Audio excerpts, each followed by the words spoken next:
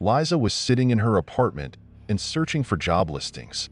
She hadn't earned any money for 2 months, and bills kept coming in, so she urgently needed to find a job online. She came across an advertisement for a babysitting job that stated she needed to look after 2 children aged 6 and 7.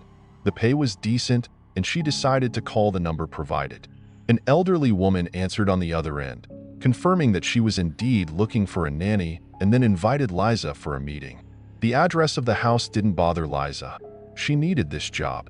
It was a lonely house located on the outskirts of the city. The next day, she went to meet the owner and mother of the 2 children. Approaching the house, she was struck by its neglected condition. The gates hung on rusty hinges, and some windows were broken. It made her uneasy up close, but deciding that since she had come this far, it was worth finding out what was going on.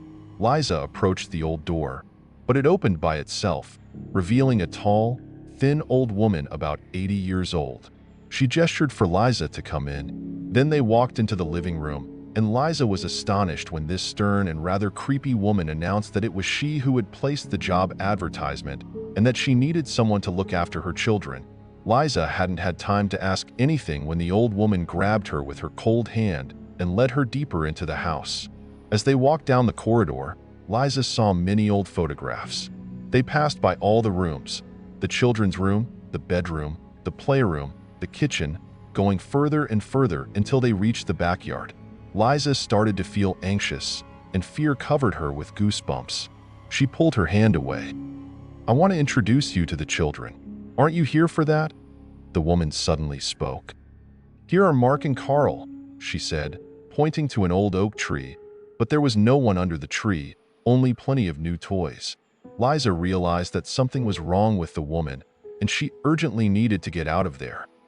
"But wait, where are you going? I haven't shown you your workplace yet," the woman said, pointing to strange lumps and bushes. Liza noticed that these lumps turned out to be old graves of tiny size. 2 stones had the names Mark and Carl inscribed on them. "To take care of my children, you need to be with them yourself, right? This is your new workplace," she added. The woman bent down, grabbed a shovel, struck Liza with all her might on the head, and threw her into one of the pits.